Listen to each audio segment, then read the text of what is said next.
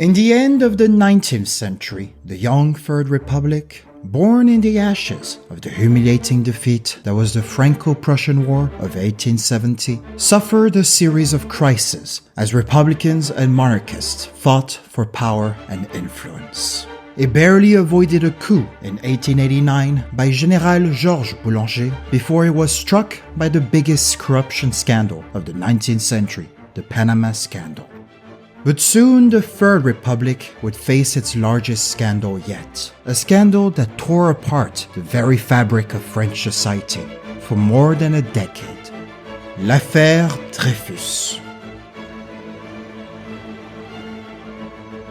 On September 1894, the French military intelligence, known then as the Service de Renseignement, or SR, was given a note by the maid they had hired to spy on the German embassy in Paris. The note, which would later be known as Le Bordereau, was undated and unsigned, and was addressed to the military attaché of the German embassy, Max von Schwarzkoppen. It stated that confidential information about the newly developed 120 calibre artillery piece would soon be sent to him. Someone was trading classified information that could threaten the very security of France. This information was brought to the Minister of War, General Auguste Mercier, who had been repeatedly attacked by the press for incompetence. And this, he saw a way to redeem himself and thus started a secret investigation. However, without any evidence, the investigation was forced to rely on crude and often arbitrary reasoning. And soon enough, they came up with a suspect, an artillery officer named Alfred Dreyfus. Capitaine Dreyfus was the ideal culprit, not only because he was Jewish, but also Alsatian, which, following the Franco-Prussian War, always lead to further scrutiny, along with anything remotely German. Furthermore, Dreyfus had gained his rank through Republican meritocracy, which was badly seen in an aristocratic army that still largely supported a monarchy. These already incriminating circumstances were further worsened by Dreyfus's own character, who is often described as being aloof and curious. Although it is likely that these traits were created to give credibility to a case that otherwise had none. This distortion and irrationality, driven by both bigotry and a desire to find an answer, would be the prevailing trend of thought behind this whole affair. The only proof that the army had was a letter, and so they concluded that they needed to match handwritings. This is where Major Armand Dupaty de Clam, an eccentric man who claimed to be an expert in graphology, entered the investigation. Immediately, he determined that the handwriting was Dreyfus's, and Dupaty was appointed judicial police officer to lead an official investigation. Later, an actual expert named Alfred Gobert claimed otherwise, as he found significant differences between the handwritings. Mercier, instead of reconsidering his conclusion, decided to see other experts until one of them agreed with him, under pressure of the military, of course. On October 13th, without any tangible evidence, General Mercier summoned Captain Dreyfus in hopes of forcing a confession out of him. Dupaty led the interrogation, and as much as he tried, he received no confession. He even suggested that Dreyfus commit suicide by placing a revolver before him, but Dreyfus refused, stating that he wanted to live to prove his innocence. Nevertheless, Dupaty accused him of conspiring with the enemy and told him that he would be court-martialed. Illegally, he was put in solitary confinement, where Dupaty interrogated him day and night in order to draw a confession. But Dreyfus said nothing. His wife was only informed of her husband's arrest when their apartment was raided in search of evidence. Dupaty ordered her to keep Dreyfus's arrest a secret, claiming that one single word, and it would be a European war. Nevertheless, the affair became public knowledge on October 29th, when La Libre Parole, an anti-Semitic newspaper made by the co-founder of the Anti-Semitic League of France, Edouard Drumont, plastered in bold on their front cover, "The treason of the Jew Dreyfus." As you can imagine, the narrative was mostly anti-Semitic and would soon be followed by other anti-Semitic newspapers such as L'Autorité, Le Temps, and Le Journal that spewed their hatred in a brutal press campaign against Alfred Dreyfus. The trial opened on December 19, 1894, and remained behind closed doors so the military didn't have to reveal to the public how little evidence they had, thus fueling further speculation and discourse. At the beginning, the trial favored Dreyfus, as they couldn't confirm that it was his handwriting on the bordereau, nor could they find a motive for his alleged treason, as his superiors spoke highly of him and his patriotism. However, this would start to change when Alphonse Bertillon, a father of forensic science, was asked to testify as a scholar. Despite not being an expert in handwriting, he came up with a bizarre theory of auto-forgery. The idea that Dreyfus had imitated his own handwriting, which would supposedly explain the differences between handwritings. Yeah. Despite his lack of expertise, his testimony carried a lot of weight among the judges simply because, well, he was a scholar. By the end of the trial, Dreyfus's fate was still uncertain, but Mercier had one last trick up his sleeve. Illegally, he ordered a secret file containing 4 irrefutable proofs of Dreyfus's guilt to be released to the judge. And it worked, as on December 22nd, the 7 judges unanimously convicted Alfred Dreyfus of collusion with a foreign power and sentenced him to life in prison and military degradation. He was not sentenced to death, as it was abolished for political crimes in 1848. For the press, both left and right, any doubts of Dreyfus's guilt had been fully dispelled, and both showed outrage with how much leniency the court had shown by not ordering his execution, illegal or not. Anti-Semitism reached a new, sordid peak. On January 5, 1895, the ceremony of degradation occurred. Dreyfus's badges, stripes, cuffs and sleeves were torn off his jacket as he screamed, "Soldats, on dégrade un innocent! Soldats, on déshonore un innocent! Vive la France! Vive l'armée!" Finally, his sword was broken in two, and Dreyfus was sent to prison. Under the directives of General Mercier, the penal colony of Devil's Island in French Guiana was reopened as the living conditions of current French prisons were considered too soft. There, Dreyfus lived alone but for those guarding him. He soon became sick and shaken by fevers that got worse and worse every year. Chained to his bed, he spent long days tormented by the heat, mosquitoes, and the horrific thought that he would spend the rest of his life on this miserable island. And that might have very well been the case if it wasn't for the sheer resolve of his brother, Mathieu Dreyfus, who never questioned his innocence. Determined to free his brother, he became the leader of the few people who supported his cause, known as the Dreyfusards. As the vast majority of France was staunchly anti-Dreyfusard, his task was arduous, but little by little, he was able to convince some moderates. Unexpectedly, one of these moderates was the new head of the SR, Georges Picquart. Picquart had followed the Dreyfus affair from the onset, but his new position granted him access to the evidence, or rather a lack thereof. As such, he decided to start his own little investigation without the consent of his superiors. Soon, he came up with a new suspect, Major Vincent Esterhazy, who the SR had recently caught secretly corresponding with von Schwarzkoppen. From there, Esterhazy's guilt quickly became apparent. Picquart compared his handwriting to the bordereau and was amazed to find that they were clearly the same. As opposed to Dreyfus, Esterhazy had the necessary rank to access the information that was discussed in the bordereau. And above all, he had a financial motivation to do so since he was crippled with debt.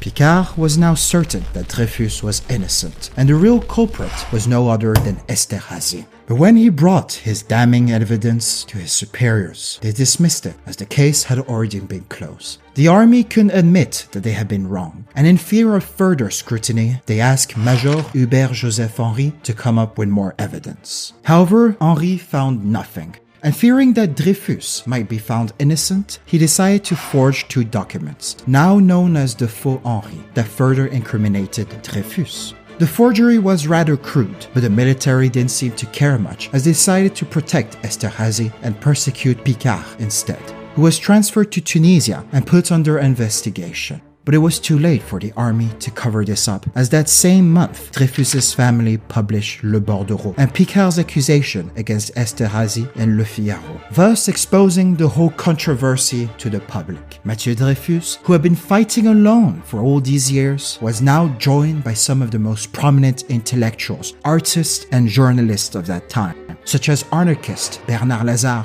painter Claude Monet, authors Émile Zola and Marcel Proust, socialist leader Jean Jaurès, and many more, all of them asking for one thing: a retrial. The Dreyfus investigation had now become l'affaire Dreyfus.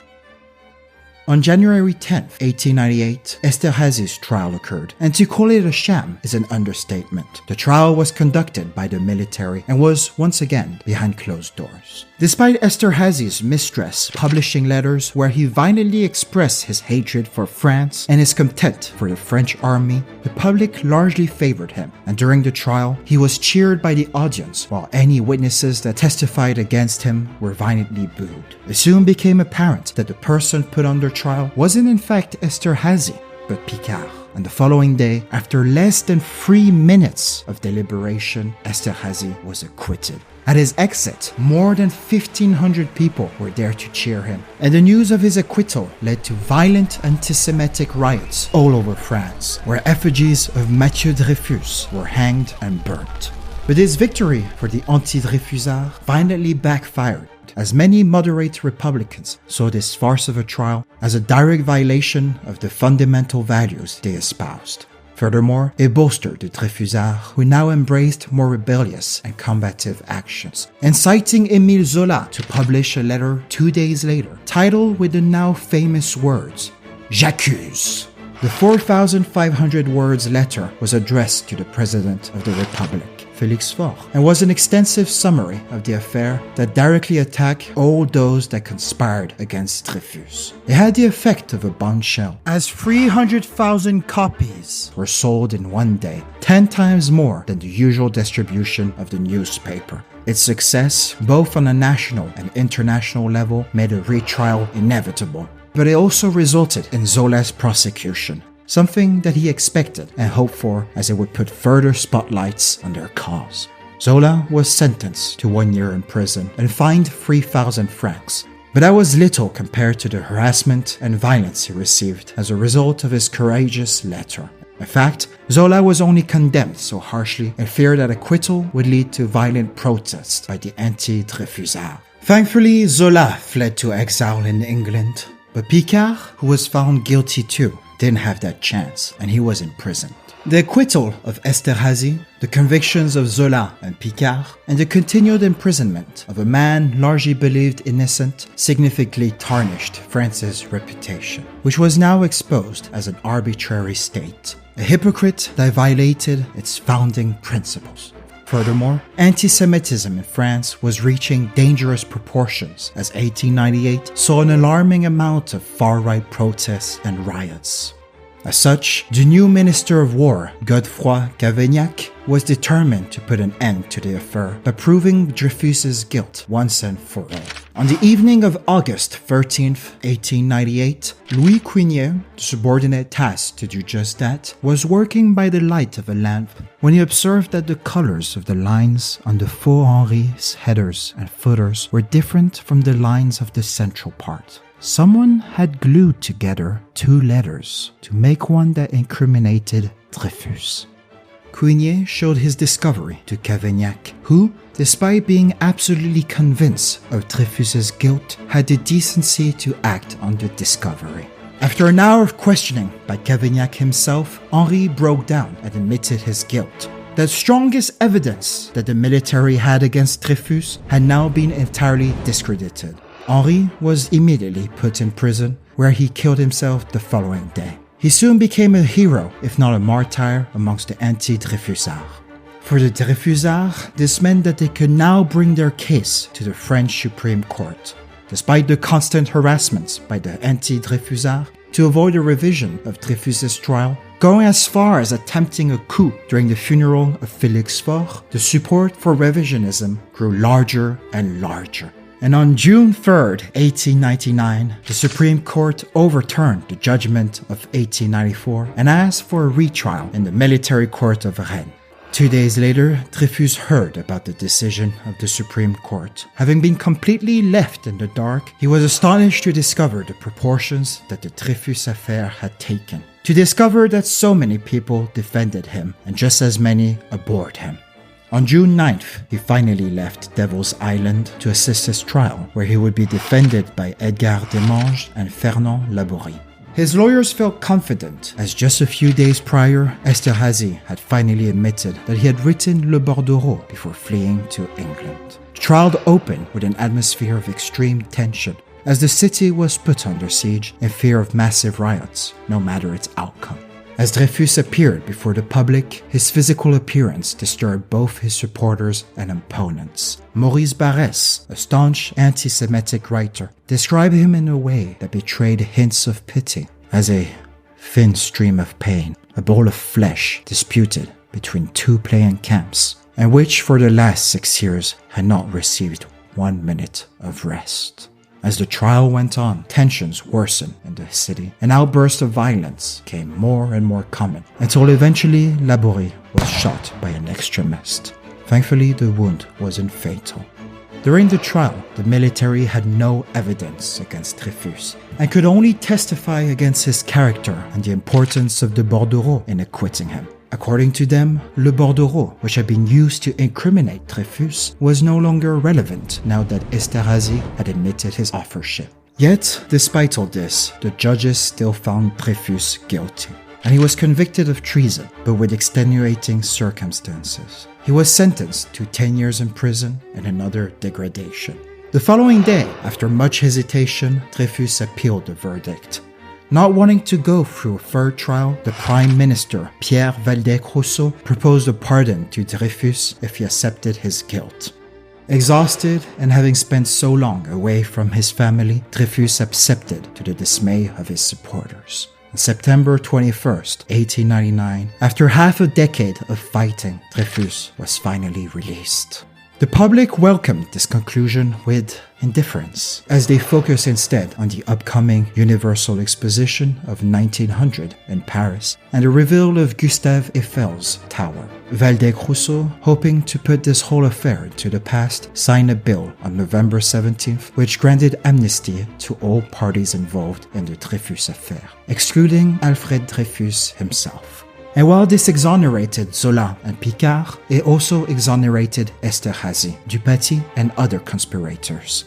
The Dreyfusards were outraged, but France as a whole was just glad that social coherence and peace was finally back. Finally, in April 1903, the socialist president, Jean Jaurès, reopened the Dreyfus case, which everyone thought had been buried forever. In a speech, he mentioned the many falsehoods that plagued the Dreyfus case and directly accused the military of colluding against him. The Supreme Court was asked to have yet another look at the case, and this time, on July 12, 1906, more than a decade after his guilty verdict, it unanimously found Alfred Dreyfus not guilty. The following day, Dreyfus was given the Légion d'honneur and was reinstated into the army with the rank of major.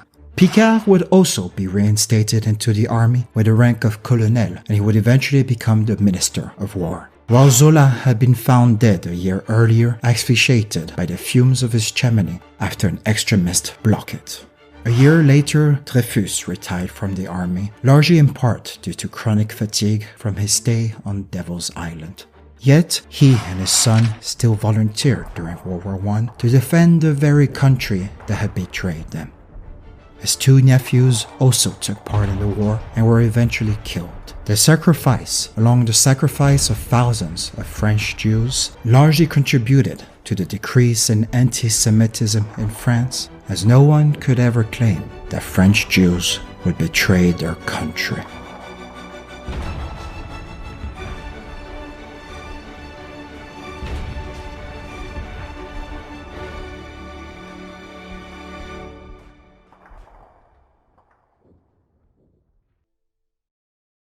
Well, this was Barris. I will see you soon. But until then, my friends, merde!